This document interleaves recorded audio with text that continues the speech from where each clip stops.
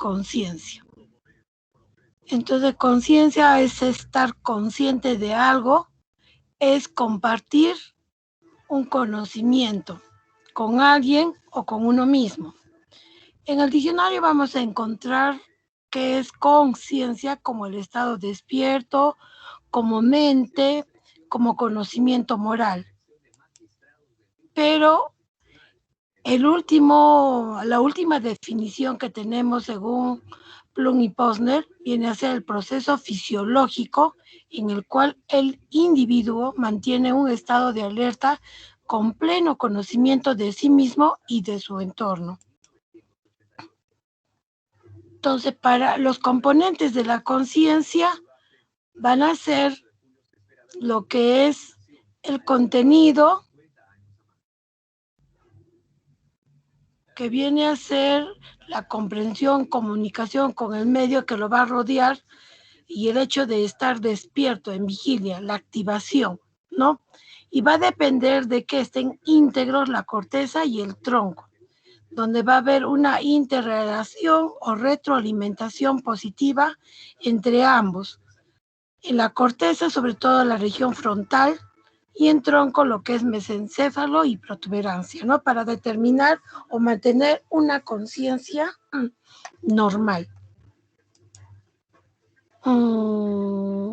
Esto es lo que ya dijimos. Ustedes saben que para que haya una conciencia normal tiene que estar indemne la corteza cerebral y el sistema reticular activador ascendente, el SARA, ¿no? Que es el que va a transcurrir o va a dar las redes, que haya comunicación entre la corteza cerebral y la médula espinal. Ahora, en el estado de vigilia va a estar regulado por el SARA, que es una red neuronal, como les dije anteriormente, que va a estar entre el tronco encefálico, diencéfalo, mesencéfalo, corteza y médula espinal. Aquí tenemos todos los trayectos que va a estar, y para poder activarlos vamos a tener dos caminos, ¿ya? O dos vías anatómicas. Una vía directa, que es a través del diencéfalo y se va a proyectar hacia la corteza. Y otra red que viene a ser la vía indirecta, que está en el mesencéfalo. En el mesencéfalo se va al hipotálamo, tálamo, y de ahí va a ir a la corteza cerebral. ¿Ya? Entonces, el sistema de atención tiene que estar íntegro, la corteza prefrontal, la corteza cingulada y la corteza parietal, que tienen que ver con el sistema de atención. Estas imágenes vienen a ser lo que es el SARA, que es una red difusa de fibras nerviosas que se va a extender a través del eje del sistema nervioso central, desde la médula espinal hasta el diencéfalo y a la corteza cerebral, ¿no? Esta red o este SARA va a dar unas irradiaciones hacia todo el sistema nervioso central, como es la parte del cerebelo, a la parte de la protuberancia, parte del tálamo, y va a la corteza y a la médula espinal. También hay que tener en cuenta que van a intervenir otros sistemas, como son todo lo que es los neurotransmisores, como son la acetilcolina, el glutamato y otras vías.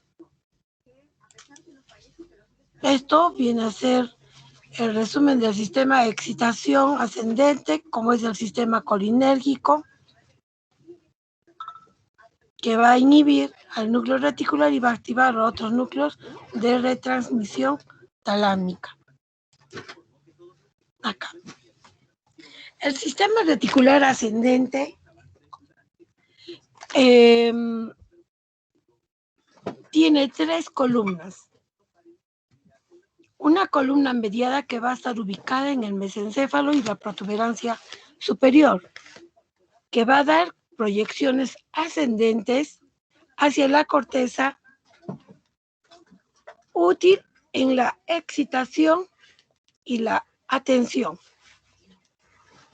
También tenemos la columna medial que va a estar en la protuberancia inferior y médula, que va a mantener las conexiones intrínsecas para un buen control de los movimientos oculares para la digestión y reflejos del tronco encefálico. También tenemos la columna inferior que está ubicada en la protuberancia inferior y la médula y que tiene que ver con las proyecciones descendentes hacia la médula para el control del tono muscular, de la respiración y la presión arterial. Ustedes saben que para que haya un estímulo y esté activado el sistema reticular ascendente, va a estar estimulado por unos procesos sensoriales, que estos pueden ser los auditivos, un estímulo visual, auditivo, o un estímulo sensorial, que esto va a llegar a los ganglios, a parte del tálamo, y se va a provocar una respuesta. Va a haber, cuando hay una conciencia alterada, es que va a haber un desnivel, va a haber una falla, una alteración en cualquiera de estos niveles, en la corteza o en el tallo o en el mismo sistema reticular activador ascendente. Ahora, para que haya una falla de este sistema reticular activador ascendente y haya compromiso de conciencia y el paciente entre en coma, tiene que haber una lesión a nivel del mesencéfalo, a nivel del hipotálamo, del diencéfalo o la corteza cerebral.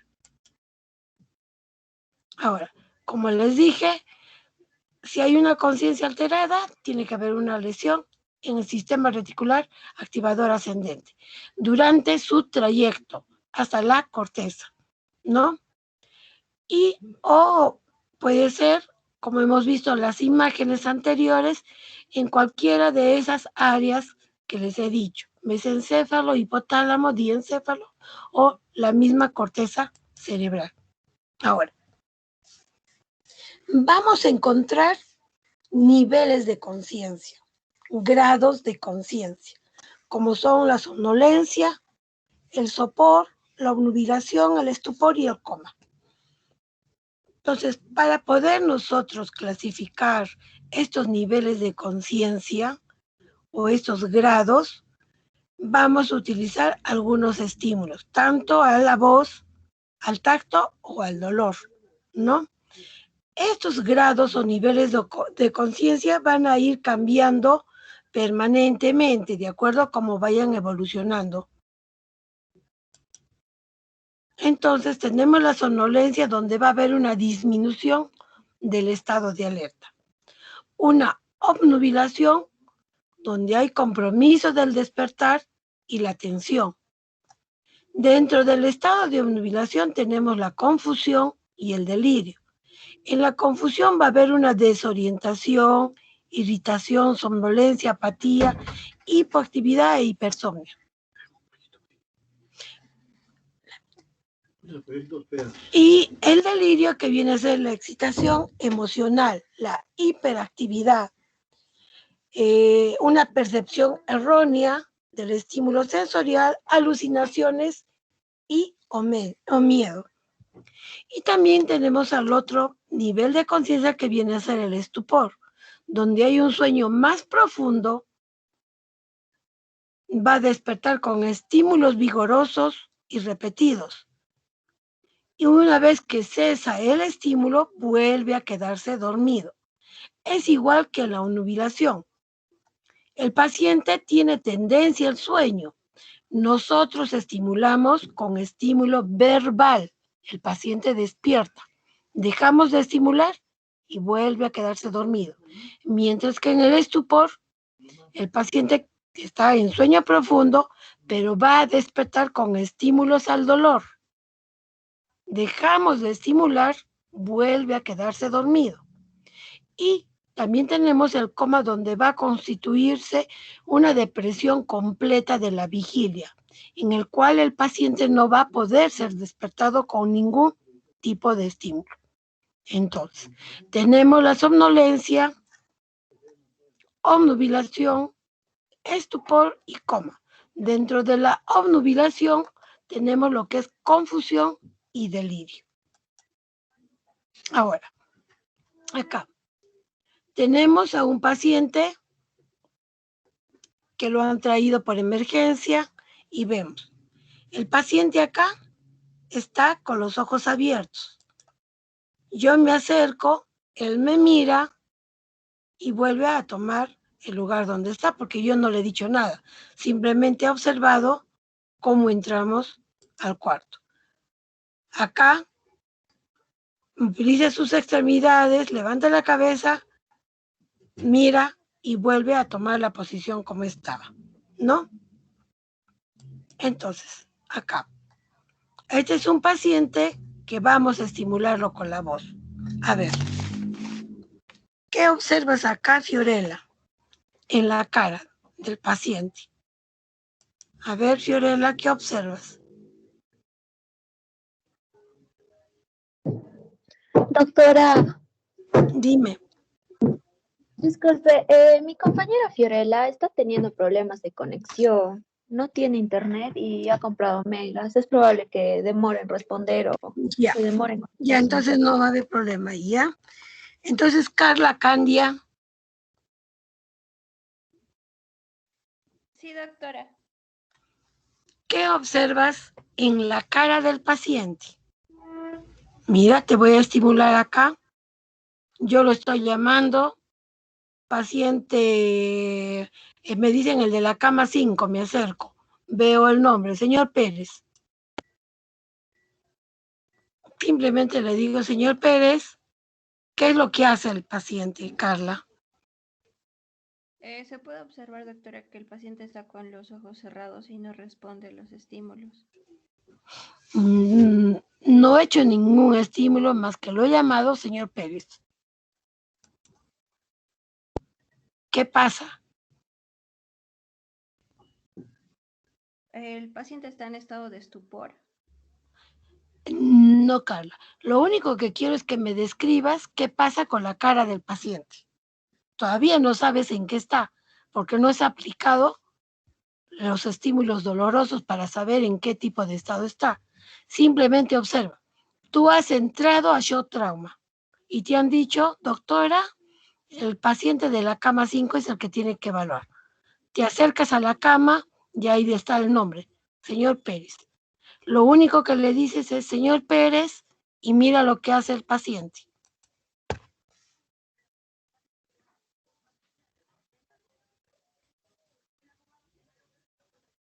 Abre ligeramente los ojos y trata de decir algo, pero no puede y Ya, vuelve a cerrar los de ojos. repente nos ha saludado, nos ha dicho algo, ¿no? Ahora mira cómo está en la cama. ¿Ya?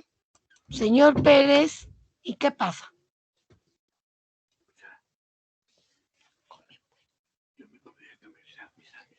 Voltea, pero rápidamente vuelve a la cabeza a su lugar. Ya, muy bien. Moviliza las extremidades. Sí, moviliza los brazos Ya, y la cabeza. ya. Eso es lo que tenemos que observar. O sea, ustedes van a ver las imágenes y tienen que observar, porque es una forma que van a ver en qué nivel de conciencia ha llegado el paciente. Ya está muy bien, Carla. A ver, Damaris, vamos a seguir con la siguiente imagen. Ahora le estamos gritando. Es el señor Miguel Pérez. Señor Miguel, le decimos, mira la cara, Damaris. ¿Qué pasa?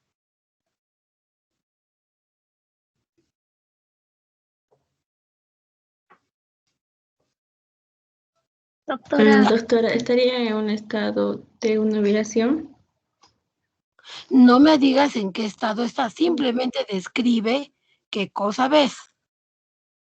Para que tú llegues a una conclusión en qué nivel de conciencia está el paciente, tienes que terminar de hacer todos los estímulos, sea verbal o sea de tacto, para ver si hay una respuesta, qué tipo de respuesta motora hay, y tú puedas ver que en qué escala de Glasgow está en ese momento. Por eso, simplemente observa cuando tú lo llamas, señor Miguel, lo gritas. ¿Qué pasa? Doctora, Dime. el video no se moviliza, entonces mi compañera ¿Por no qué? puede ver lo que está pasando ahí. Acá no se moviliza nada. Lo único que pasa aquí es que esto ya lo pasé ayer, ¿no lo han descargado? Todo esto es de ayer.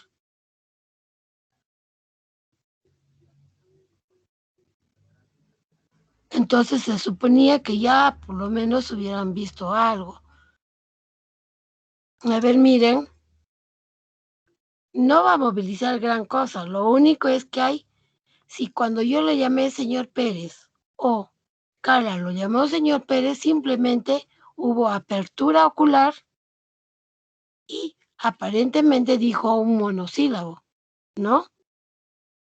Ahora tú lo gritas y ¿qué pasa?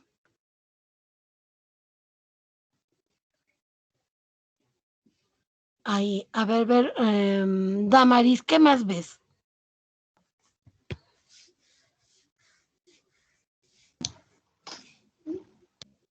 Doctora, es que mi internet está un poco lento y yo estoy con mis datos. He visto que hago un movimiento en las extremidades, pero cuando nosotros empezamos a gritarle. Claro. Entonces, ahí el paciente al estímulo verbal hay apertura ocular, solamente vemos que moviliza los labios, no sabemos qué nos ha dicho porque no hay tono de voz, no hay acá volumen y simplemente nos dirige la mirada, moviliza sus extremidades levemente y vuelve a quedarse en el estado que está, ¿no? Ya. Ahora vamos a ver la siguiente lámina.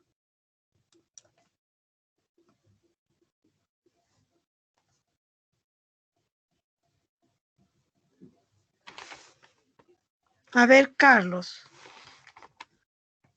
¿qué ves en la cara del paciente, Carlos? Solo lo estoy tocando, no le estoy haciendo ningún estímulo doloroso. ¿Está Ah, Carlos o no? Sí sí, está. estoy presente, Ya. doctora. A ver, dime, Carlos, ¿qué observas? Se vio que abrió los ojos, movió la cabeza y, bueno, volvió a cerrar los ojos. Claro, volvió a cerrar los ojos. Y en el cuerpo, cuando hacemos el estímulo, lo toco, ¿qué pasa? ¿Qué pasa ahí, Carlos? A ver, Solo movió la cabeza. exacto. Solo ha movido la cabeza. Ahora vamos a ver acá. María del Cielo.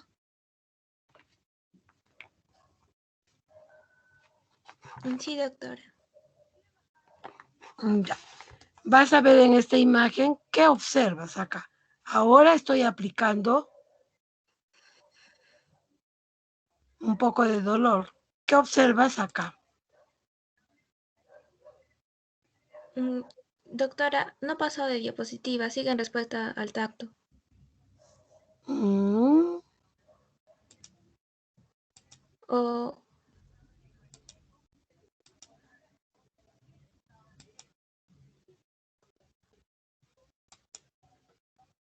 y ya, ahora sí. ahora, ya. ¿Qué observas? ¿Qué pasa? A ver.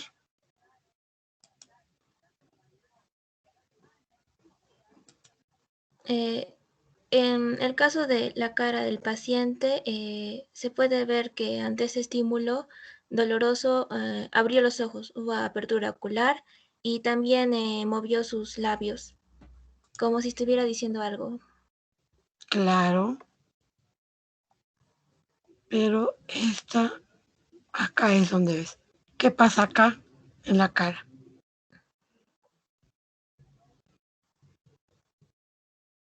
Como tú has dicho, solamente hay apertura ocular. Ujú.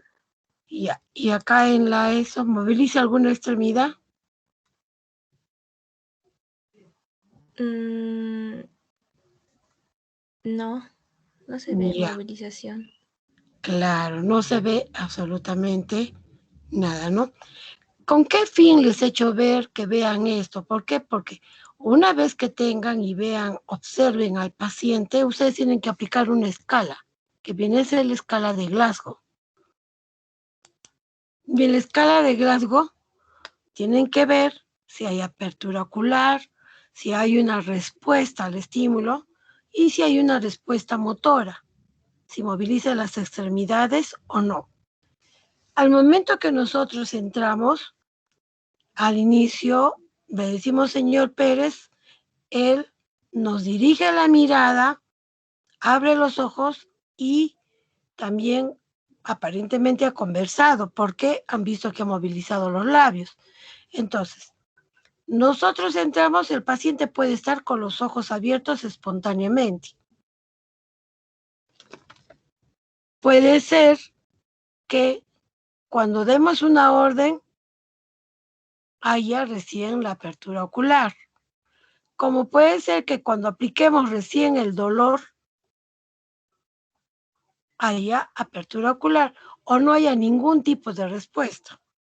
Por lo tanto, el máximo puntaje es 4 y el mínimo es 1.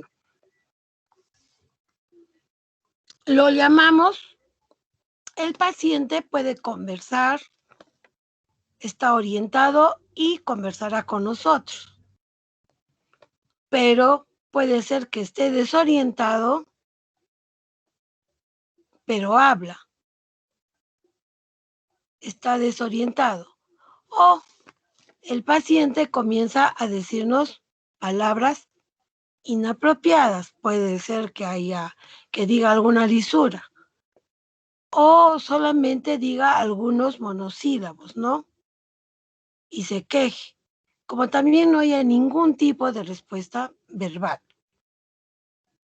Tenemos un puntaje de 5 que converse con nosotros y está orientado y que no haya ningún tipo de respuesta que va a tener un puntaje de 1. Y en relación a la respuesta motora, el paciente nos va a hacer caso, conversa con nosotros y obedece y le vamos a decir, levante los brazos, levantará los brazos, doble las rodillas, doblará las rodillas. O aplicaremos dolor y el paciente va a localizar el dolor. Donde estemos aplicando el dolor, va a colocar su mano para defenderse. 4 será cuando el paciente flexiona una de sus extremidades superiores y nos va a intentar retirar el brazo con lo que estemos aplicando el dolor. O cuando estemos aplicando el estímulo doloroso, va a haber una respuesta de decorticación. ¿Qué significa esto? Que las extremidades superiores se van a aducir al tronco y van a flexionarse. El antebrazo sobre el brazo y la muñeca sobre el antebrazo, con extremidades inferiores extendidas. A eso se llama decorticación. O habrá un tipo de respuesta de descerebración, donde el paciente va a tener las 4 extremidades en extensión. Las inferiores van a seguir en extensión, pero las superiores van a estar aducidas al tronco y van a estar extendidas y van a abducir la muñeca o la mano en relación al antebrazo. O simplemente no va a haber ningún tipo de respuesta. Entonces, de acuerdo a esto, puede ser que tengamos una escala de Glasgow de 3 o una escala de Glasgow de 15 o de acuerdo a lo que vayamos encontrando. A ver. Cris, si yo tengo un paciente, bueno, tú has entrado a emergencia y el paciente está despierto, está con los ojos abiertos, pero comienza a decir palabras inapropiadas. Y al estímulo doloroso flexiona el antebrazo, flexiona el miembro superior derecho e intenta retirarse. Entonces, ¿qué escala de Glasgow tendría ahí? De 11, doctora.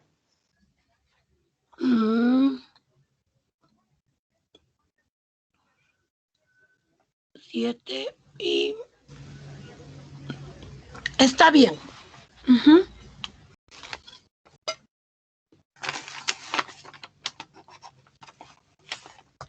A ver, Viviana. Entras a Shock Trauma, te dice la cama 1. Se llama el señor Quirós. Lo encuentras con los ojos cerrados. Lo llamas. No obtiene ningún tipo de respuesta verbal. Y al aplicarle dolor, el paciente va a estar con signos de decorticación. ¿Cuánto tendría de una escala de Glasgow ahí? 5, doctora. Claro, una escala de Glasgow 5. Ahora,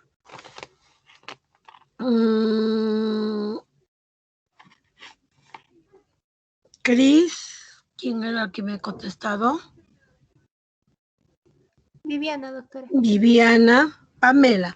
A ver, Pamela.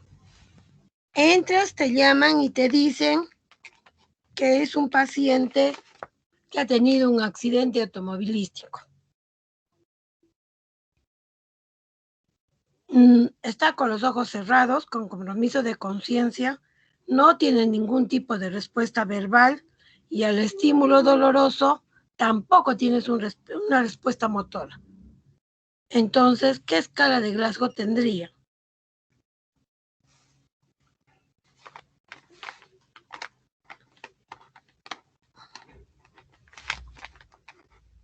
¿Está Daniela? Doctora, es que escucha Pamela. Sería 4. Claro, una escala de Glasgow de 4. Está bien. Para eso nos sirve en el momento las imágenes que le he pasado. Que observen cómo están los ojos, si están cerrados, hay apertura ocular. Eso es lo que tienen que ver y qué tipo de respuesta hay.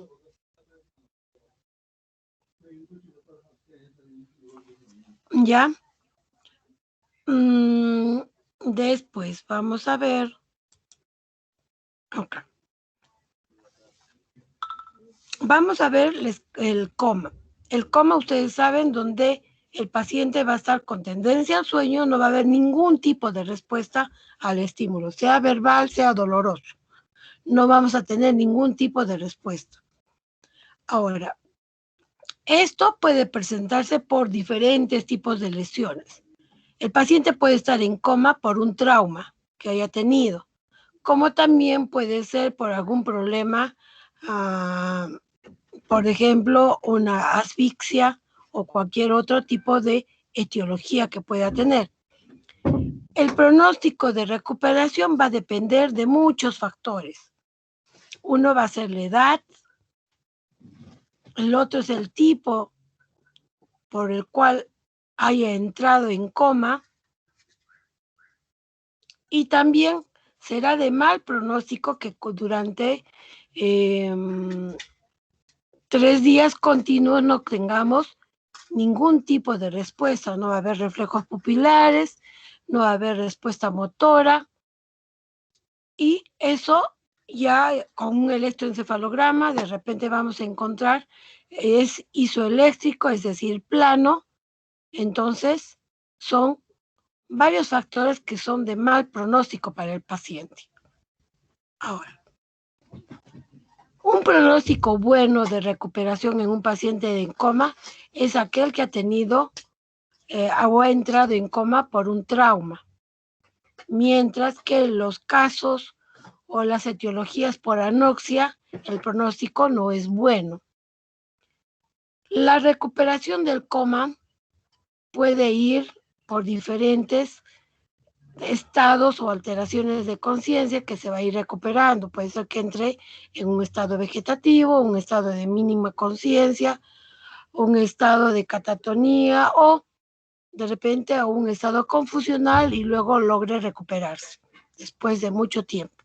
Eso es lo que vamos a ir viendo posteriormente. Tenemos a este paciente, como les he dicho, las causas pueden ser múltiples. Puede ser por una hipoxia, puede ser por un tumor hipotalámico,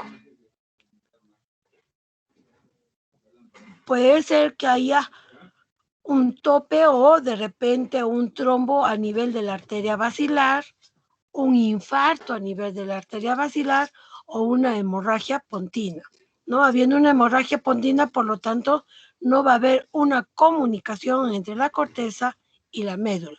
Se está dañando ahí en todo el trayecto el SARA, ¿no es cierto? Ya.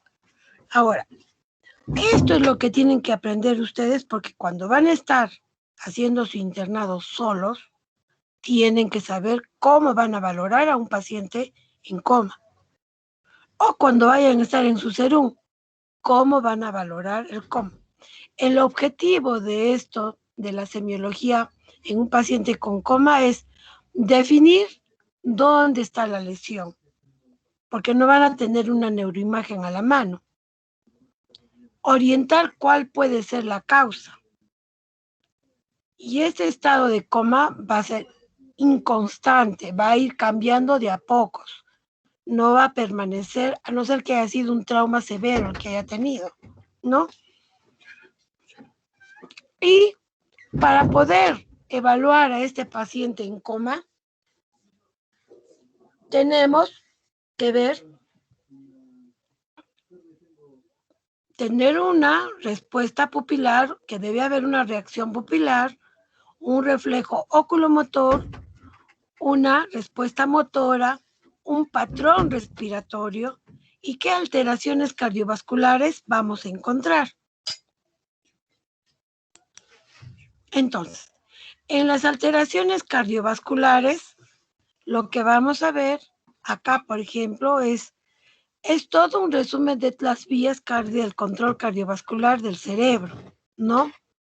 Donde vamos a ver la vía aferente que lleva los nervios del noveno y décimo par al núcleo del tracto solitario y va a distribuir esto del núcleo al núcleo parabraquial y va a transmitir al prosencéfalo y a la médula ventrolateral, donde va a controlar los reflejos cardiovasculares, ¿no?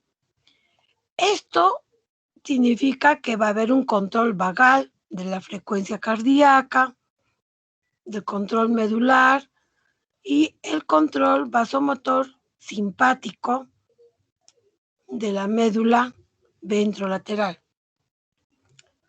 Una vez que llega un paciente, inmediatamente entra trauma, la enfermera le tomará un electrocardiograma y observaremos si hay qué tipo de alteraciones puede haber en el electrocardiograma. Y lo que nos debe llamar la atención, sobre todo al neurólogo, ¿no? Son las ondas T cerebrales, que son unas ondas T negativas y grandes, que esto nos puede indicar que puede haber algo malo en el cerebro. Puede ser que sea por una hipertensión arterial, por el efecto de Usher-Cushing. Estas ondas T cerebrales con intervalo QT preservado puede ser por un aumento del tono simpático a nivel del ganglio estrellado y generalmente vamos a encontrar que hay una hemorragia cerebral, una hemorragia subaracnoidea. Puede ser que haya una taquicardia supraventricular, fibrilación auricular, una bradicardia sinusal. Tenemos que ver el intervalo PR, la morfología de la onda P, la duración del complejo QRS, si en las ondas T como están en las derivaciones de B2 a B6 y de D1 a D3. Ahora, acá. Veamos en esta siguiente, por ejemplo, llega un paciente, tenemos en el electrocardiograma unas ondas T gigantes con un alargamiento del QT y vamos a observar que en la tomografía cerebral hay una hemorragia parenquimal intracerebral con vaciamiento hacia los ventrículos laterales. Por lo tanto, hay un gran edema y si no actuamos rápidamente, si están en el hospital, tiene que entrar a sala para que haya una craneotomía descompresiva. Si no, el paciente se va a enclavar y va a morir, ¿no? Porque si ven acá, las ondas T gigantes, una vez que ya entró a craneotomía descompresiva, vamos a ver que las ondas T han desaparecido, ¿no? Para eso nos ayuda los electrocardiogramas y qué tipo de alteraciones cardiovasculares, cardíacas va a presentar el paciente, ¿no? Ahora, ya hemos evaluado todo lo que es alteración cardíaca o cardiovascular. Veremos ahora el patrón respiratorio. El cerebro no puede sobrevivir mucho tiempo sin un suministro adecuado de oxígeno. A los pocos segundos de haber sido privado de oxígeno, la función cerebral va a comenzar a fallar en cuestión de minutos y las neuronas van a comenzar a morir. Por lo tanto, debemos asegurarnos de que el cerebro esté recibiendo una buena oxigenación. Si hay una alteración, a nivel cerebral, va a haber un patrón respiratorio que va a presentar el paciente. Y tenemos que tratar de reconocer qué patrón respiratorio es esto y de acuerdo a este patrón, dónde puede estar la lesión. Acá, por ejemplo, tenemos una respiración de Cheyne-Stokes, donde hay una taquipnia que va aumentando en amplitud y luego comienza a decrecer hasta entrar en un periodo de apnea. Y luego nuevamente empieza con su taquipnia, aumenta en amplitud, comienza a decrecer y llega otra vez al periodo de apnea, ¿no? A esto se llama el patrón de Cheyne-Stokes. Y esto está presente cuando hay alteraciones una encefalopatía y cuando hay una alteración a nivel de los ganglios basales o de la corteza cerebral, ¿ya? El segundo patrón que podemos encontrar es cuando hay una hiperpnea sostenida con una amplitud también sostenida y a esto se llama hiperventilación neurógena central, donde puede haber una lesión a nivel del mesencéfalo inferior ventral al acueducto de Silvio o en la protuberancia superior ventral al cuarto ventrículo. Luego, el tercer patrón que podemos encontrar es cuando hay un patrón apnéusico, donde el paciente va a haber una fase inspiratoria larga, sostenida, para luego entrar a un periodo de apnea, ¿no? Y esto generalmente lo vamos a encontrar en una lesión dorsolateral de la protuberancia media o caudal.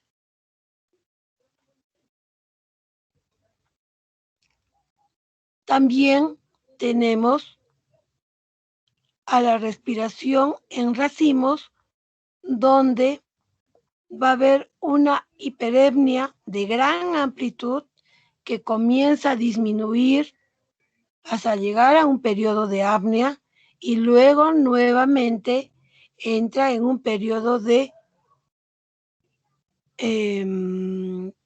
polipnea o hiperepnea de gran amplitud. Es muy similar a la de Cheyne-Stokes, pero la Cheyne-Stokes empieza con periodos de hiperepnea, pero de baja amplitud hasta llegar a lo máximo, a una amplitud máxima para luego decrecer. En el patrón en racimos, patrón respiratorio en racimos, no. Empieza con gran amplitud, disminuye, llega al periodo de apnea y nuevamente vuelve a entrar a su periodo de hiperemia de gran amplitud. Esto generalmente es cuando hay un daño a nivel de la protuberancia en el segmento inferior o a nivel vulvar. También tenemos un patrón completamente atáxico, donde el ritmo es irregular, no sigue un ritmo regular, es completamente, no tiene una continuidad. Acá hay un periodo de apnea, una leve respiración, luego 2 onditas acá, por ejemplo, de que comienza a respirar y luego vuelve a decrecerse, y eso generalmente es cuando hay una lesión a nivel del segmento dorsomedial del vulvar, ¿ya? Estos 3 patrones, el patrón apnéusico en racimos y el atáxico, son de pronóstico malo, porque si no actuamos rápidamente, el paciente se puede enclavar, ¿ya? Ahora tenemos la evaluación pupilar, pero para ello tenemos que saber que la pupila va a actuar por 2 tipos de vías, ¿no? La simpática y la parasimpática. El reflejo pupilar a la luz es una de las respuestas del sistema nervioso básico y fácil de evaluar. Va a estar controlada por el complejo de la vía simpática y parasimpática. Y la anatomía de estas vías van a estar estrechamente entrelazadas en ellas. Por ejemplo, en la vía simpática, pupilar simpática, la respuesta que va a ser una midriasis, va a haber una dilatación. Pero para que haya este tipo de respuesta tienen que estar indemnes sus núcleos a nivel de hipotálamo, a nivel de C8D1 y del ganglio cervical mayor, sin haber ningún tipo de daño en el trayecto de estos, ¿no? O a nivel de la vía parasimpática, donde va a haber una respuesta miótica a la luz, donde van a ir o van a viajar a través del núcleo de Edinger-Westphal las fibras del tercer par craneal, van a llegar al ganglio ciliar y va a haber una respuesta pupilar de acuerdo a la integración de esto, ¿no? Entonces, si va a haber una lesión en cualquier parte del trayecto a nivel del cerebro, también esto nos va a indicar dónde puede estar la lesión. Normalmente, estas respuestas pupilares que vamos a encontrar van a ser de gran valor para nosotros, porque nos va a indicar si el paciente está en estupor o en coma, ¿no? Y este signo pupilar es importante para poder diferenciar un coma metabólico de uno estructural. Puede ser un coma metabólico o por una intoxicación de drogas, por lo tanto vamos a tener unas pupilas pequeñas pero reactivas. Puede ser que haya un daño a nivel talámico, también van a estar pequeñas y reactivas. Pero si hay un daño a nivel de mesencéfalo, puede ser que haya unas pupilas grandes, fijas, haya un hipus. O puede ser que estén en una posición media, fijas a la luz y van a reaccionar, van a tener una hiporreactividad. Como también puede ser que estas pupilas estén completamente puntiformes, hiporreactivas. Esto nos debe llamar la atención porque debe ser que esté a nivel de la protuberancia, la lesión. O puede ser que encontremos una anisocoria, sea donde una de las pupilas no va a haber una respuesta a la luz, van a estar completamente dilatadas. Y esto nos tiene que hacer pensar en que hay una lesión del tercer par craneal, por lo tanto hay este tipo de anisocoria de midriasis, como también haya un edema y haya una compresión o un aneurisma que esté comprimiendo en el trayecto del tercer par. Por lo tanto, haya este tipo de respuesta. Por eso, una anisocoria y con compromiso de conciencia, tenemos que estar alertas, que puede ser que haya un edema cerebral que esté comprimiendo en el trayecto del tercer par craneal las fibras que van acompañando al núcleo de Diel-Westphal, o que haya un aneurisma que esté comprimiendo o haya una lesión del tercer par craneal. Pero el hecho de encontrar unas pupilas mióticas hiporreactivas también nos tiene que llamar la atención, que puede ser que haya una lesión a nivel protuberancial. Ya. A ver, esta es una respuesta normal.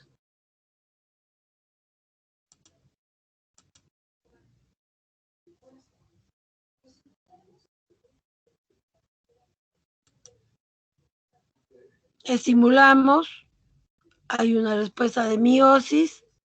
Esto es lo que vamos a encontrar normalmente, ¿no? O puede ser que haya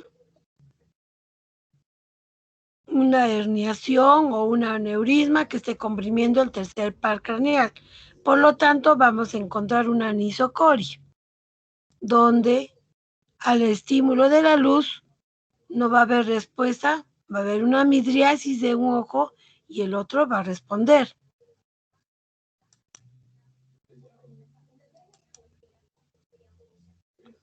O puede ser que haya un daño a nivel de la protuberancia, donde al estímulo luminoso de la luz vamos a encontrar unas pupilas completamente mióticas, bilateralmente e hiporreactivas, ¿no?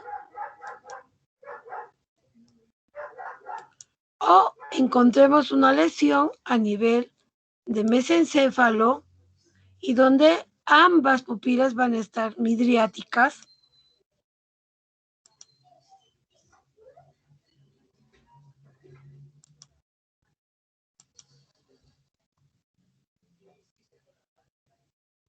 y hay una poca respuesta pupilar, ¿no es cierto?, a la luz.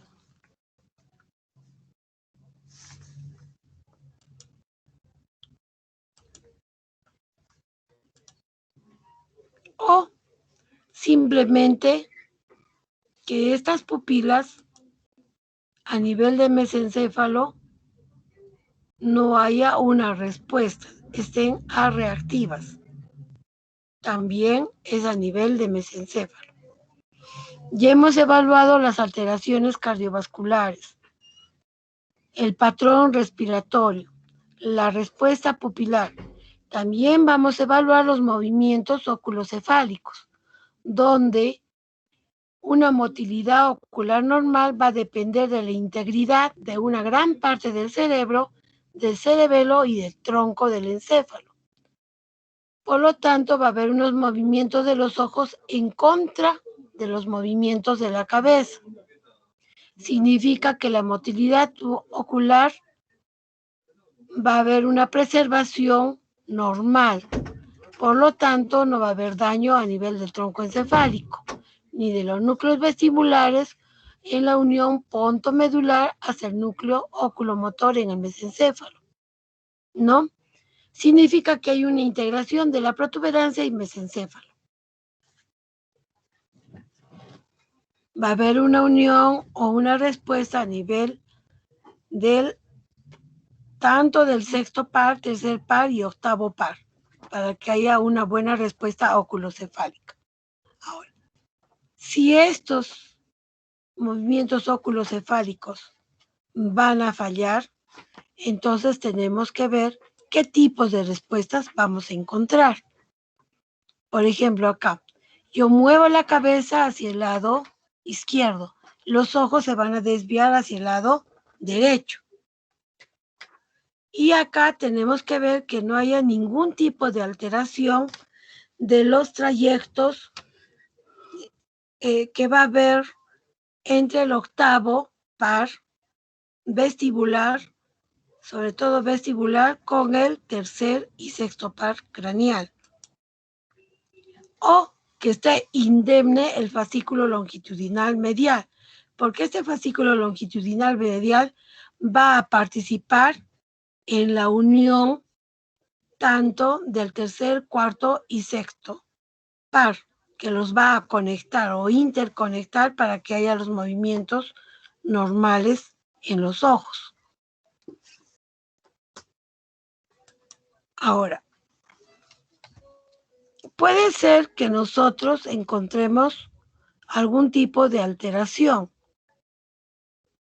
Si hay una desviación hacia abajo, debajo de los ojos, por debajo del meridiano, o sea, por debajo de la línea horizontal, que vamos a trazarlo imaginariamente, puede ser que haya una lesión a nivel del tronco del encéfalo por compresión tectal. O puede ser que haya una desviación hacia abajo y hacia adentro. Por lo tanto, pensaremos que la lesión es a nivel talámico o subtalámica. En las convulsiones, en el síncope y en el sueño y en la respiración apneica de Cheyne-Stokes, en hemorragia, en las isquemias a nivel de tronco encefálico, puede haber una desviación del ojo hacia arriba, lo que va a convertir en que hay un signo de mala localización o haya desviación de uno de los ojos. Es lo que podemos encontrar. Acá muevo la cabeza para un lado y los ojos se desvían hacia otro, ¿no? Al lado contralateral. Ahora, acá en este cuadro vamos a ver si yo muevo los ojos y los ojos van a desviarse contralateralmente al lado que estoy yo movilizando, será una respuesta normal. Pero si no encuentro ningún movimiento en ninguno de los ojos al girar la cabeza hacia la izquierda o hacia la derecha, pensaré que hay una parálisis de la mirada pontina bilateral. Hay una disfunción laberíntica bilateral, ¿no? Ahora, puede ser que los ojos se muevan apropiadamente cuando la cabeza se gira en una dirección, pero no se mueven cuando la cabeza se gira en dirección al opuesto. Entonces vamos a pensar que hay una parálisis unilateral de la mirada pontina. O en caso de que uno de los ojos va a abducir y el otro ojo no aduce, pensaremos que hay una lesión del tercer par craneal. Entonces, cuando ustedes, sobre todo las chicas, quien no ha tenido una muñeca, cuando nosotros movilizamos la cabeza de la muñeca, los ojos van a permanecer fijos centralmente.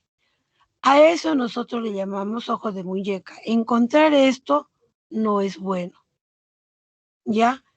Porque hay una alteración a nivel de la masa encefálica.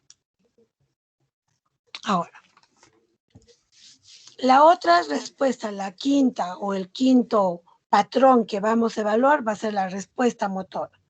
Cuando nosotros apliquemos dolor.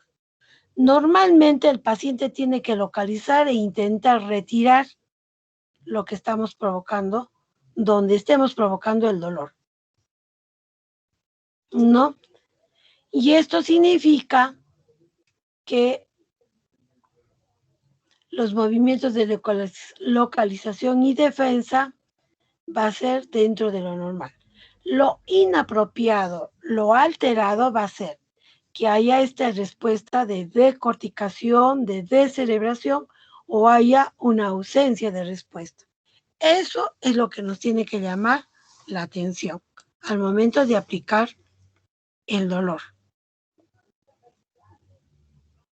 Ahora, cuando nosotros vayamos a aplicar dolor, tenemos que tener en cuenta 4 sitios donde vayamos a aplicar el dolor. Uno de ellos es en el agujero supraorbitario, en el borde nasal de la ceja. A ver, pálpense, van a encontrar una ligera depresión a nivel de las cejas, nasalmente. Puede haber alguna alteración anatómica donde la van a encontrar justo en el borde de la ceja donde inicia o a mitad de la ceja. Pero van a encontrar, si ustedes comprimen o hacen presión, van a sentir un dolor exquisito, que eso lo utilizamos para ver un tipo de estímulo de respuesta motora. También tenemos cuando comprimimos la porción distal de la falange del lecho unguial, de uno de los dedos. O hacemos una compresión, una presión a nivel esternal. O lo hacemos a nivel de la articulación temporomandibular. Generalmente aplicamos más a nivel esternal o a nivel de la articulación temporomandibular para que obtengamos un tipo de respuesta. Entonces, si hay una respuesta apropiada, es que el paciente localice el dolor e intente retirar nuestra mano donde estemos provocando el dolor. Lo alterado, como dijimos, es el tipo de respuesta de decorticación, donde hay extensión de las extremidades inferiores, hay aducción del brazo hacia el tronco, puede ser de un solo lado o ambos, flexión del antebrazo al brazo y de la muñeca al antebrazo. Entonces, a esto se llama signos de decorticación. Y la lesión va a estar a nivel de mesencéfalo. O puede ser que haya una respuesta de descerebración, donde el paciente va a tener las extremidades inferiores extendidas y las de miembros superiores van a estar también en extensión. Los brazos van a estar aducidos al tronco, el antebrazo extendido en relación al brazo y las muñecas van a estar en flexión y abducción en relación al antebrazo. Este tipo de respuesta de descerebración es cuando hay un daño a nivel del puente o tronco encefálico superior. O puede ser que haya mayor daño a este nivel y no vayamos a obtener ningún tipo de respuesta, porque el paciente está en coma. ¿No? Entonces, ya hemos evaluado a nuestro paciente. Lo tenemos en coma. Vamos a pedir las neuroimágenes, todos los exámenes auxiliares y lo derivaremos a la UCI o a la unidad de cuidados externos que queda en emergencia. Este paciente va a permanecer en coma y puede evolucionar a cualquier alteración del trastorno de conciencia. Es decir, puedes entrar a un estado vegetativo, donde el paciente va a preservar el estado de vigilia y sueño. El paciente va a mantener los ojos cerrados y abiertos, va a dormir, pero no está consciente de este periodo de ciclo vigilia-sueño. No va a emitir ningún tipo de palabra, no va a haber respuesta. Puede haber quejidos, va a mantener los ojos abiertos y también cerrados. No va a haber ningún tipo de respuesta auditiva, visual o táctil al momento que estimulemos. El paciente no está consciente de lo que gira a su alrededor, de lo que hay a su alrededor. También va a haber preservación de algunos estados, de algunas funciones troncales, como es los reflejos pupilares, los reflejos oculocefálicos y oculovestibulares. Lo mismo que la función respiratoria y la función cardíaca, con excepción de que no van a controlar los esfínteres, puede ser los esfínteres vesical y rectal a la vez, ¿no? Puede ser que el paciente del estado vegetativo pase a un estado de mutismo aquinético, donde el paciente va a estar inmóvil, con ausencia absoluta de una expresión oral, no va a haber movimientos oculares espontáneos. Y esto se va a deber a que no hay una lesión, no hay una integridad completa frontopontina o retículo cortical a nivel del diencéfalo ventral, con preservación de las vías motoras. O puede estar en un síndrome de vigilia sin respuesta que viene a ser el estado vegetativo. Solo se cambia acá de nombre se cambió eso por nombre por los grupos políticos y religiosos, con el fin de no dañar los estados anímicos de los familiares de los pacientes que estaban en estado vegetativo, ¿no? O puede ser que pasen a un estado de mínima conciencia. Es un paso más que el estado vegetativo. Va a haber el ciclo de vigilia-sueño. Va a haber respuestas verbales o no, pero van a ser con gestos, independientemente en qué grado lo presente. Pueden vocalizar monosílabos, va a haber llanto, risa, con estímulos visuales. De repente no nos van a decir palabras continuas, ¿no? Pero sí va a haber monosílabos. Va a haber un estímulo. Al hacer un movimiento, un estímulo visual, el paciente va a girar para observar, pero es lo único que va a realizar. Luego tenemos el síndrome del cautivo, donde el paciente está consciente de lo que pasa a su alrededor, pero no puede gesticular ningún tipo de palabra ni puede movilizar las extremidades. Recuerden que este síndrome del cautivo o del Luketyn Syndrome es donde hay un daño a nivel del mesencéfalo. Por lo tanto, el paciente tendrá movimientos oculares verticales porque está indemne el tercer par craneal, que es el mesencéfalo. Y el paciente se puede comunicar mediante parpadeo. Quizás un parpadeo es sí, 2 parpadeos no, de acuerdo a las preguntas que le hagamos, ¿no? no va a movilizar ningún tipo de extremidad y no va a haber ningún tipo de respuesta verbal. Aquí este paciente puede vivir mucho tiempo si lo mantenemos, le damos una buena calidad de vida, ¿no? Evitar que tengan escaras, que haya una fisioterapia, pero pueden permanecer por mucho tiempo y van a fallecer por complicaciones, no necesariamente por el síndrome del cautivo, sino por las complicaciones que puedan presentar. Ahora, de este síndrome del cautivo pueden pasar a un estado confusional agudo, donde el paciente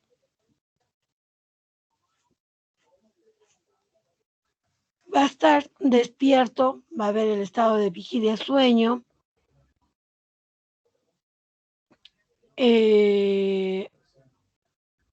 va a responder también con monosílabos. Hacemos una estimulación visual o táctil, el paciente va a dirigirnos la mirada, pero el problema va a ser que no va a poder mantener la atención por mucho tiempo, se va a distraer con facilidad. Por eso es un estado confusional agudo. Va a estar desorientado, va a ser difícil sostener la actividad mental, va a haber un aumento o disminución de la actividad psicomotora, alteración del ciclo vigilia-sueño, puede haber alucinaciones auditivas, visuales o táctiles,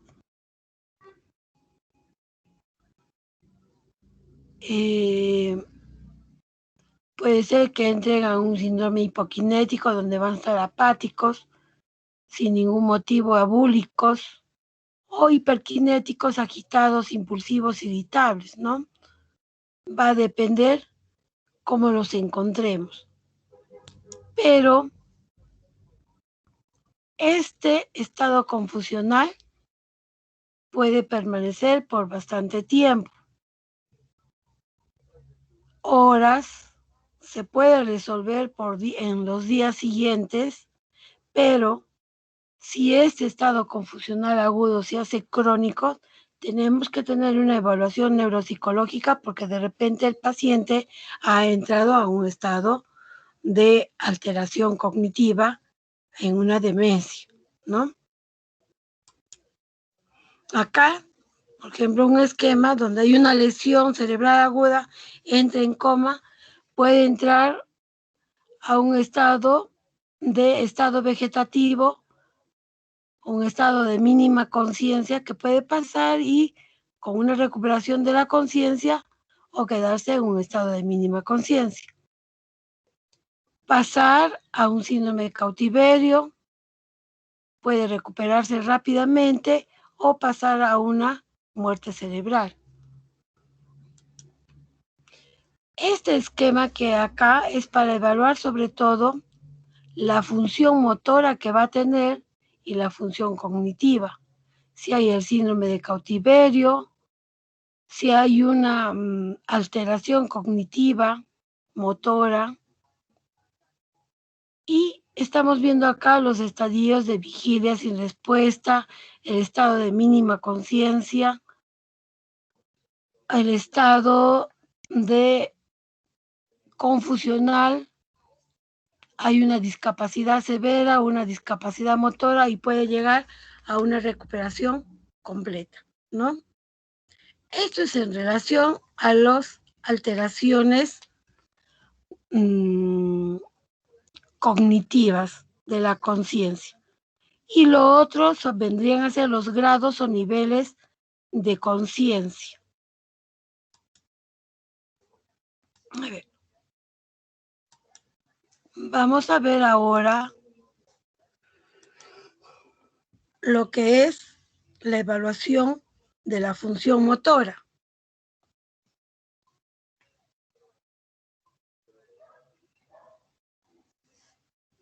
Vamos a obviar lo que es la teoría.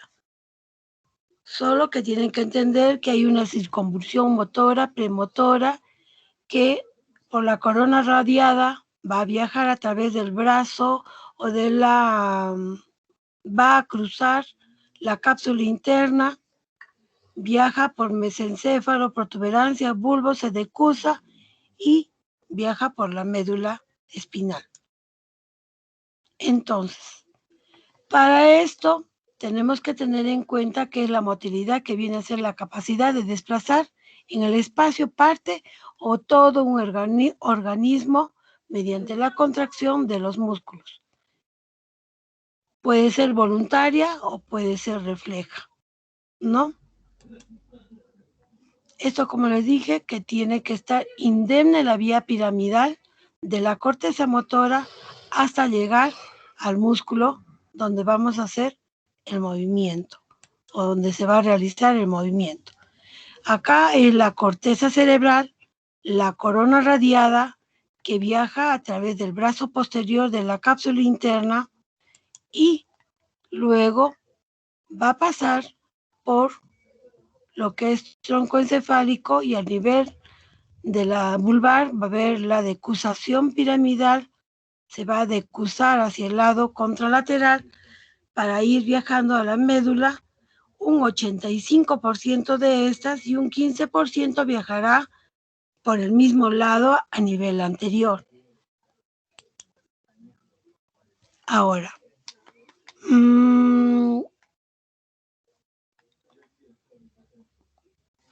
clínicamente una alteración de esta vía piramidal viene a ser lo que es los signos de la neurona motora superior o signos del tracto piramidal. Entonces, el síndrome piramidal o córtico-espinal, desde la corteza, el homúnculo motor, corona radiada, brazo posterior, mesencéfalo, protuberancia, bulbo y a nivel vulvar, ¿no? Esta es una diferenciación entre el homúnculo motor y el homúnculo sensitivo. Para evaluar la función motora tenemos que tener en cuenta el trofismo, el tono, fuerza muscular y los reflejos osteotendinosos. En el trofismo muscular, como bien saben, tiene que verse con la observación, la inspección. Tenemos que observar la masa muscular, el volumen de esta masa muscular. Si es simétrico, proximalmente o distalmente o por segmentos o por áreas regionales, ¿no? Que vamos a ir evaluando. Con respecto al trofismo muscular, puede ser que encontremos una atrofia o hipotrofia o hipertrofia. Y al momento de inspeccionar, de observar, también podemos observar que haya la presencia de movimientos involuntarios, unas fasciculaciones o temblor. Acá, por ejemplo, a ver, Carla Murillo, ¿qué observas en la imagen de la señorita que está de espaldas? Doctora, en la primera imagen, Sí. bueno, veo que hay una simetría en las escápulas. Si no me equivoco, la del lado izquierdo está sobresalida más que el lado derecho.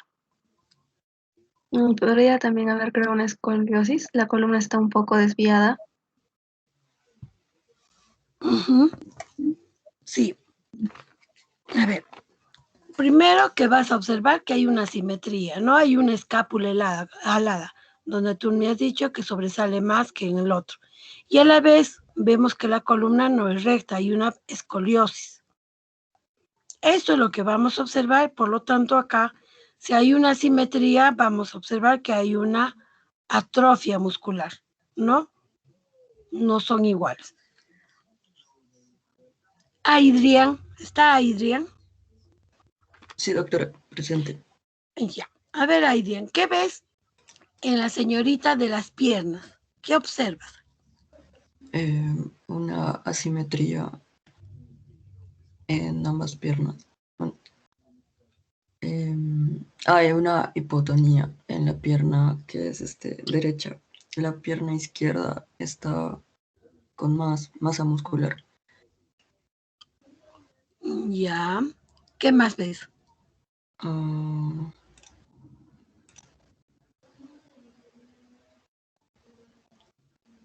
hay una... mm, no sabría, doctor. Ya. A ver, Adrián. Acá, lógicamente, es asimétrico. Si vas a ver el lado izquierdo, la parte proximal del muslo también está asimétrica. Hay una hipotrofia, ¿ya? Pero a nivel distal en la pierna es más la atrofia que hay ahí. Y si vemos la imagen, probablemente haya un acortamiento, no lo sabemos, ¿no? Y en las manos, Adrián, ¿qué ves? En las manos de la señora, ¿qué observas, Adrián? Que los dedos de la mano izquierda, bueno, el dedo índice está desviado.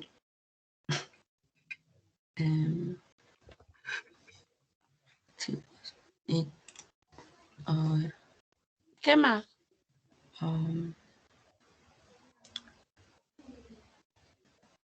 hay una diferencia de tamaño, creo.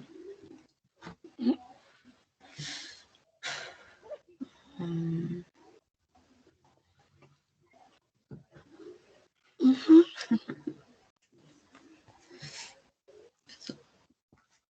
Ahí vas a ver, no son iguales. Hay una atrofia a nivel del primer dorsal interóseo del músculo. Si vas a ver esa a nivel entre el dedo pulgar y el índice, hay una diferencia entre el lado izquierdo y el derecho. Y también hay una desviación del dedo índice, ¿no? A nivel interfalángica proximal. Pero ya estás viendo que acá hay una atrofia del primer dorsal interóseo muscular. Y acá, Adrián, ¿qué ves? En el señor. ¿Qué observas?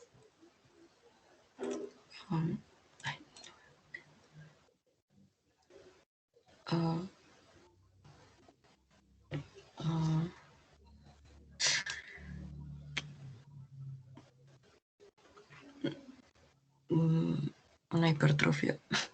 Claro, es una hipertrofia, como su nombre, como lo colocan ahí con el subtítulo, ¿no? Hay un aumento de volumen de los músculos pectorales, lo mismo que del músculo deltoides, del bíceps y del extensor radial del carpo. Probablemente sea un físico-culturista, no lo sabemos. Y en la señora,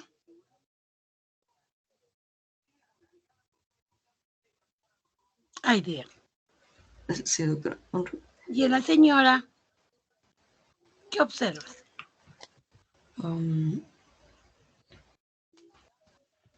Una hipertrofia a nivel de las pantorrillas y sus muslos se ven normales.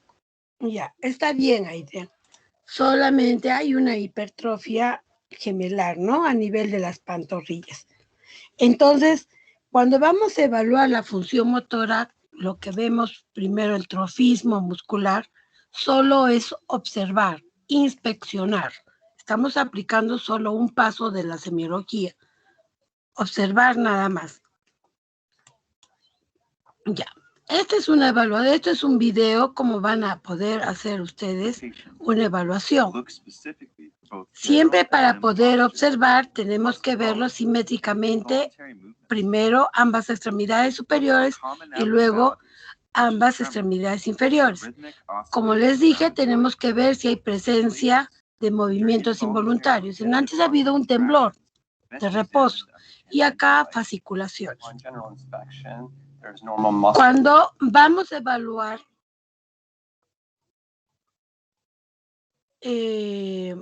la función motora, tenemos que evaluar primero globalmente y luego segmentariamente. Primero proximal y luego distal. Si están pensando que es un paciente que tiene una tumoración o que ha tenido un infarto cerebral, el paciente va a venir por emergencia y lo evaluaremos globalmente, ¿no? Ahora, una vez que ya hemos evaluado el trofismo muscular, vamos a pasar al segundo paso, que es el tono muscular. Y en el tono muscular vamos a observar y también vamos a palpar. Vamos a palpar la consistencia muscular. Se van a palpar la región tenar de su mano. Esa es la consistencia normal que debe tener un tono muscular. ¿Ya? Ustedes se van a palpar y esto puede haber unas alteraciones. El tono muscular viene a ser la semicontracción, es decir, un estado parcial de contracción que va a guardar los músculos en reposo, ¿ya? Y tiene que estar simétrico. ¿Y qué podemos encontrar? ¿Qué alteraciones podemos encontrar? Una hipotonía o una hipertonía. Y en la hipertonía podemos encontrar 3 casos: espasticidad o rigidez. Eso de la rigidez de los músculos de cuello, vamos a verlo al final, ¿ya? Acá, en reposo, para evaluar el tono muscular, el paciente tiene que estar en reposo y vamos a hacer unos movimientos pasivos de flexión y extensión, completamente relajados, ¿ya?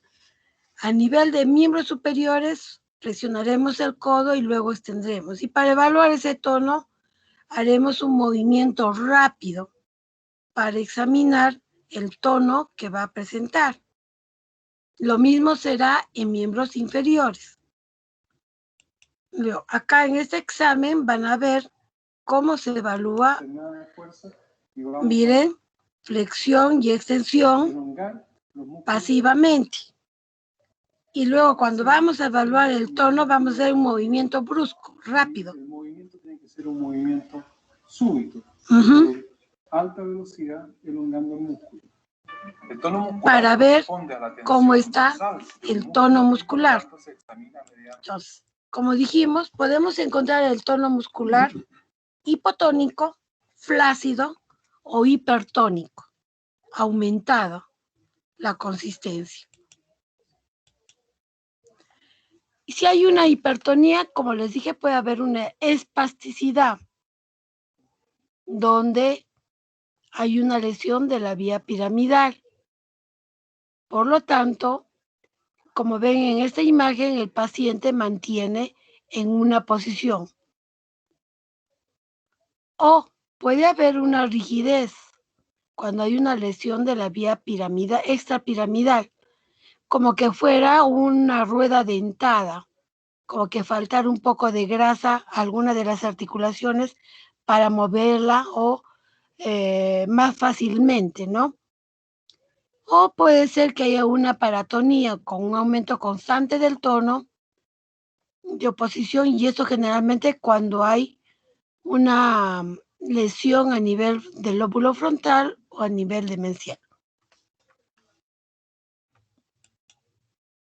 Ahora, como les dije anteriormente, para evaluar la fuerza motora, vamos a evaluarla globalmente o la vamos a evaluar segmentariamente. Si es globalmente, aplicaremos la maniobra de Barré, la maniobra de Mingazzini, y si es segmentariamente, vamos a evaluar primero proximal y distalmente músculo por músculo. ¿Ya? Para esta evaluación de la fuerza motora, utilizamos una escala, en la cual donde hay una fuerza normal tendrá un puntaje de 5, y si no hay ningún tipo de movimiento, será un puntaje de 0. En la evaluación global, evaluaremos primero miembros superiores. donde le pediremos al paciente que extienda las extremidades superiores y mantenga con las palmas hacia arriba. A ver, creo que este es... This video will cover. Today we're going to be doing the motor examination with reflexes, sensory examination. Is that okay with you? Okay, so we will evoke Miren, voluntary movements. esta es una evaluación global, Look for common ¿ya? abnormalities, such as tremor, which is the rhythmic oscillation around Aquí the va a joint. aplicar la maniobra de Barré, donde le va a pedir al paciente que extienda las extremidades hacia adelante con las palmas hacia arriba. Y veremos si hay una caída o no. El paciente tiene que estar con las palmas hacia arriba o mirándose ambas palmas, pero no con las palmas hacia abajo. Cuando hay una caída, va a haber una pronación primero de la mano, va a voltearse, va a ir cayendo y luego va a ir cayendo toda la extremidad. ¿Se dan cuenta? Esta es la pronación, es normal. A esto es la prueba de Barré y va a ser positiva. Por lo tanto, vamos a observar que hay una paresia de miembro superior izquierdo, ¿no?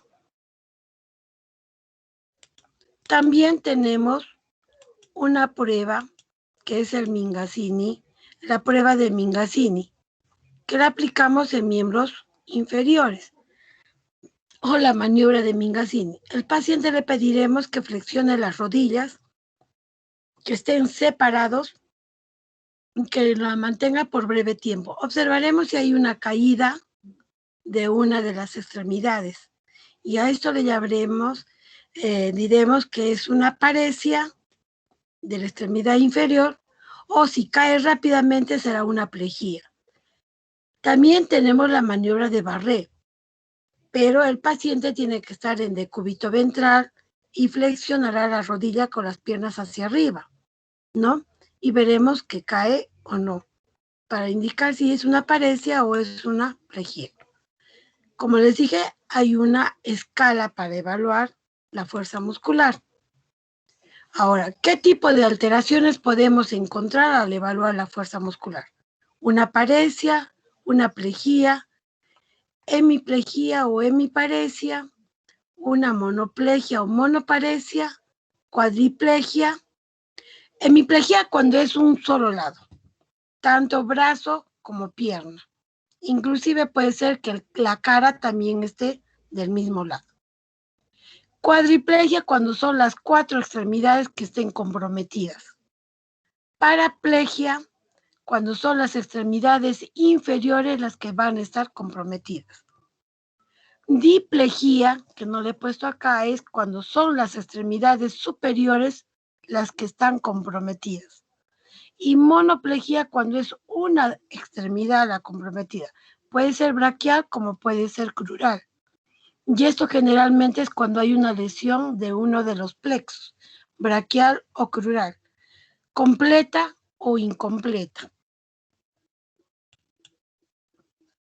Esta es la maniobra de Mingazzini y la maniobra de Barré, ¿no? Que ya hemos visto.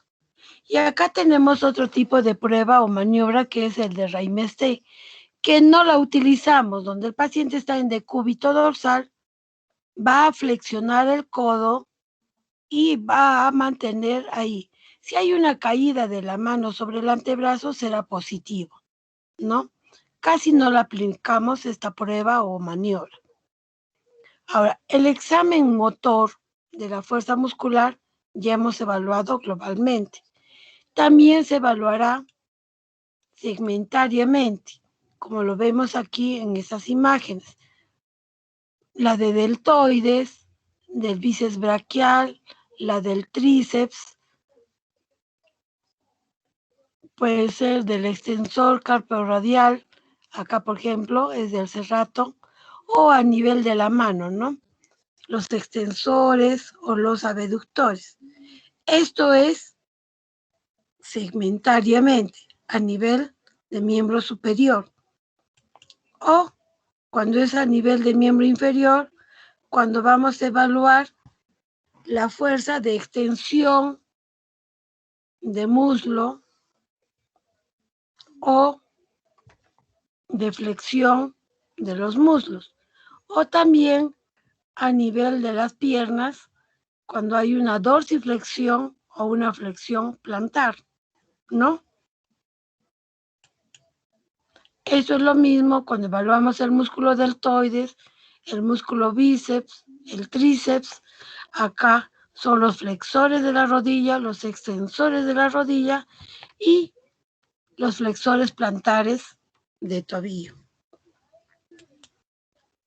Ahora, también vamos a evaluar lo que son los reflejos osteotendinosos y los reflejos cutáneo musculares.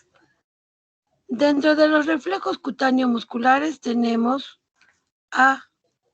el reflejo abdominal, donde por medio de una espátula o el borde superior del martillo vamos a hacer unos estímulos de afuera hacia el ombligo y veremos que al estimular el ombligo se va a desviar hacia el lado del estímulo. Eso es lo normal. Son los reflejos abdominales superficiales. Tendremos la porción superior cuando del arco costal va hacia el ombligo o a nivel de la cresta ilíaca va hacia el ombligo cuando son inferiores. Cuando son superiores evaluaremos los segmentos T8 a T10. Si son inferiores serán de T10 a T11 y si es medial solo evaluaremos lo que es el segmento T10. ¿Ya? También tenemos el reflejo cremastérico, donde vamos a evaluar a nivel de la cara interna de los muslos, de arriba hacia abajo, y veremos que hay una elevación testicular del mismo lado. O hacemos una presión a nivel del glande y también veremos que hay esa elevación testicular. Ahora, el reflejo plantar normalmente, si nosotros aplicamos un estímulo por el borde externo de la planta y la región tarsal hacia el dedo gordo del pie, habrá una flexión de toda la planta del pie. Es lo normal que debemos encontrar. Ahora, este es el reflejo cremasteriano que les dije el anterior, o el reflejo anal cuando hay un estímulo a nivel de la región anal del esfínter externo anal, ¿no? Ahora, también tenemos unos reflejos de liberación frontal. Normalmente estos reflejos de hociqueo, de succión, lo vamos a encontrar en los neonatos, pero encontrarlos en gente de edad es anormal, porque estos reflejos se pierden a los 2 meses de vida, hasta los 3 inclusive. Después no va a haber, es como que tienen a una persona adulta, ustedes estimulan uno de los ángulos del labio, de la comisura, y va a comenzar a buscar con los labios donde estén haciendo el estímulo, ¿no? Ahora, también tenemos el reflejo de parpadeo, el reflejo de prensión o de grasping y el reflejo palmo-mentoniano. En el reflejo palmo-mentoniano nosotros vamos a estimular la palma y vamos a observar que en el mentón del mismo lado de la mano que estemos estimulando va a haber una contracción. A esto se llama reflejo palmo-mentoniano. Normalmente no hay, pero lo encontramos en la gente que hay un trastorno, sobre todo de compromiso demencial o de tumoración frontal. También tenemos el reflejo de parpadeo o el reflejo glabelar, donde vamos a hacer unos pequeños estímulos a nivel de entre las cejas. O con el martillo hacemos un estímulo, una pequeña percusión. Normalmente debe haber un parpadeo. Mientras ustedes hagan la percusión, va a haber parpadeo. Pero si nosotros percutimos repetidamente, Normalmente una persona deja de parpadear, solo parpadeará en el momento que estimulemos y si lo hacemos repetidamente, solo parpadeará una vez y no repetidamente. En cambio, el paciente que tiene problema demencial o de liberación frontal va a continuar indefinidamente parpadeando. En el reflejo de prehensión o de grasping, es como nosotros vamos a estimular la palma de la mano. Normalmente, cuando estimulamos o ustedes estimulan, van a sentir un cosquilleo, pero el paciente que tiene liberación frontal va a aprender, lo va a agarrar inmediatamente, con lo cual estamos haciendo el estímulo a nivel palmar. Eso no encontramos normalmente, sino más en la gente o en los pacientes con trastornos demenciales o de liberación frontal. También vamos a evaluar los reflejos osteotendinosos, donde con ayuda del martillo vamos a percutir a nivel de los tendones, ¿no? También tenemos una escala para poder evaluar los tendones. Acá, por ejemplo, ¿no? Vemos que 0 será cuando no hay ningún tipo de respuesta, 1 cuando está presente, pero está un poco difícil, o es decir, está disminuido. 2 cruces serán que es normal, 3 cuando es hiperactivo y 4 cuando es muy hiperactivo. Acá, por ejemplo, estamos viendo cómo evalúa el reflejo tricipital, donde hay una abducción del brazo y flexión del antebrazo en 90 grados y percutiremos a nivel del tendón del tríceps.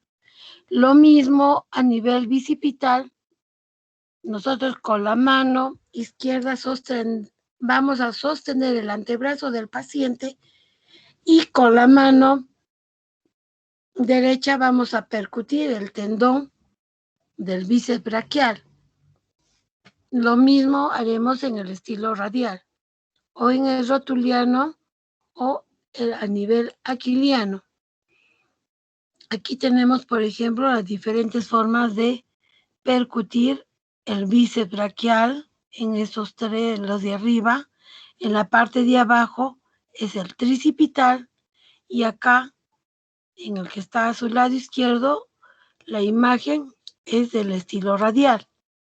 Lo mismo cuando hacemos el reflejo plantar, normalmente, pero será cuando es anormal, toma el nombre de Babinski o reflejo plantar anormal, ¿no? Cuando vamos a estimular el reflejo rotuliano, percutiremos a nivel de la rótula y veremos el tipo de respuesta. Y cuando es a nivel aquiliano, hay 3 formas de poder obtener el reflejo aquiliano. Esta es la primera imagen superior. Están viendo que el paciente está echado con las piernas flexionadas, las rodillas flexionadas, y percutiremos el tendón de Aquiles. Pero nosotros con la mano izquierda haremos una pequeña tensión, colocaremos nuestra mano a nivel de los dedos y a nivel tarsal. Lo que debemos obtener es que hay una pequeña flexión, ¿no? Una respuesta. Este es otro tipo de percusión a nivel del tendón aquiliano. Observan la mano izquierda del paciente, del examinador, coloca y acá va a haber una dorsiflexión o una flexión plantar, que es la respuesta normal del aquiliano. Tenemos acá la escala para poder evaluar los reflejos, y si hay una alteración, abolición o disminución, será arreflexia o hiporreflexia. Si está aumentado, será hiperreflexia.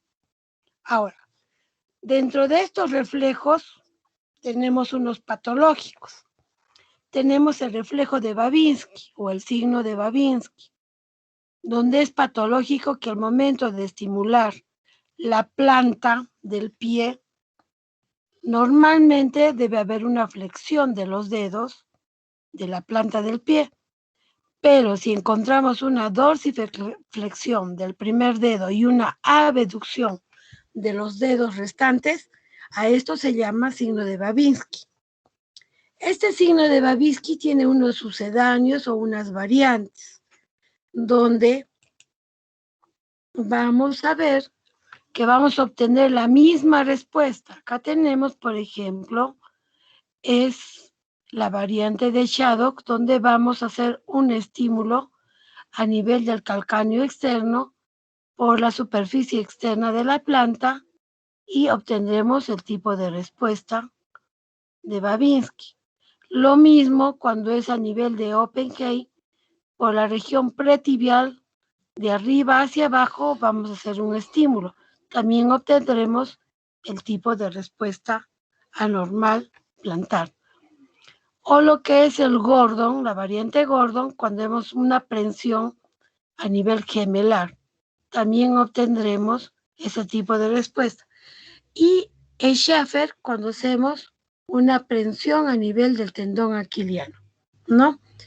Normalmente estas son las 4 variantes que más se utiliza, pero hay como 15 respuestas o 15 sucedáneos del reflejo de Babinski.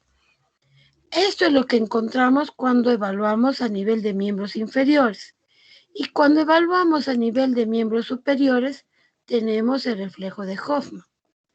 Con la mano izquierda vamos a sujetar a nivel de la muñeca y con la mano derecha agarraremos el tercer dedo y vamos a hacer una pequeña prensión de la última falange. Y lo que vamos a obtener es que haya una respuesta como en tenaza entre el pulgar y el dedo índice. Normalmente no debe haber nada, pero si hay una respuesta como en tenaza entre índice y pulgar, será un Hoffman positivo. Esto se realiza en miembros superiores. Ahora, el clonus viene a ser la respuesta del reflejo osteotendinoso hiperactivo, donde hacemos una pequeña percusión a nivel rotuliano y va a haber una respuesta continua, ¿no? De extensión de la pierna. Lo mismo cuando hacemos en ese nivel, semiflexionamos la pierna a nivel de rodilla y con la mano izquierda vamos a sostener la rodilla y con la mano derecha vamos a hacer una dorsiflexión forzada. Y lo que vamos a encontrar sobre en la parte baja, vamos a ver que hay una respuesta repetitiva de flexión plantar. Esto viene a ser el clonus, ¿ya? Ahora, lo que les dije antes, los reflejos patológicos que vienen a ser los signos meningios.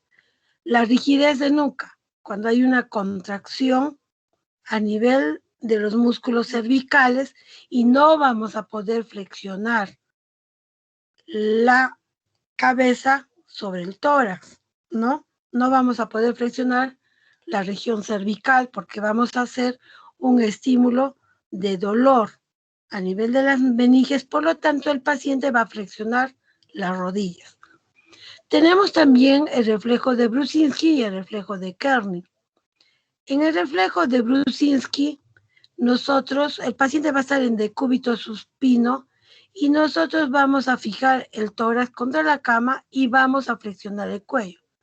Normalmente debe haber una flexión de las rodillas para evitar que haya mayor estímulo o irritación meningia. A esto se llama reflejo de Brusinski. O cuando tenemos un reflejo de Kernig, el paciente en decúbito supino o decúbito dorsal, lo que vamos a hacer es flexionar, acá por ejemplo, la cabeza sobre el tronco y vamos a flexionar desde la parte superior de los hombros, ¿no? Y vamos a obtener una semiflexión de las rodillas por la irritación meningia que hay. A esto se llama Kernig positivo. O cuando nosotros vamos con las extremidades inferiores, cualquier extremidad inferior, y vamos a elevarla como que vamos a hacer un lacegue, el paciente va a flexionar la rodilla. A eso también se llama kerning positivo, ¿ya? Esto es lo que es la evaluación motora o de la función motora. Trofismo, tono muscular, fuerza muscular y reflejos osteotendinosos. El día de mañana vamos a hacer lo que es coordinación, sensibilidad. Y ahí les voy a dejar qué van a presentar para el día jueves, ¿ya? Ahora, estas dos, las diapositivas las voy a pasar a Geraldine, ¿ya? Geraldine, un favor, me pasas por WhatsApp tu correo. ¿Es de Gmail? Sí, doctora. Ya, me pasas tu correo para que tú a la vez puedas pasarle a tus compañeros y de acuerdo a los videos puedan ellos presentar cómo van a evaluar lo que les toque, ¿ya? Sí, doctora. Ya le pasé mi correo. Ya, gracias Geraldine. Entonces yo te voy a pasar ahora los videos para que puedas compartir con tus compañeros y ellos hagan estas evaluaciones. Practiquen, porque es una forma que se les va a ir quedando. Practiquen con sus familiares, háganlo, porque es lo más rápido, para que lo hagan más rápido y conscientemente, porque cuando hagan las prácticas se van a demorar y van a tener muchos tropiezos de repente, ¿ya? Entonces mañana a las 8 o tienen algo para mañana, o a las 9 también va a ser. Geraldine. Doctora, mañana si se pudiese tener consideración con algunos de mis compañeros, tienen pasito de patología a las 9:30, entonces puede que se salgan de la reunión para rendirla. Ya, pero antes de que se salgan, solo me avisan para no estarlos llamando, ¿ya? Bien. No va a haber Bien. ningún problema. Sí, Sí, o doctora. al inicio sabremos quiénes se van para que por lo menos los voy a llamar al inicio y ya posteriormente ya no los llamaré. ¿Ya? Sí. Y entonces, Sí, doctora. hasta mañana entonces, chicos. Hasta mañana, doctora. Cuídese. Hasta mañana, chicos. Suerte en su examen los que tienen mañana paso. Estudien.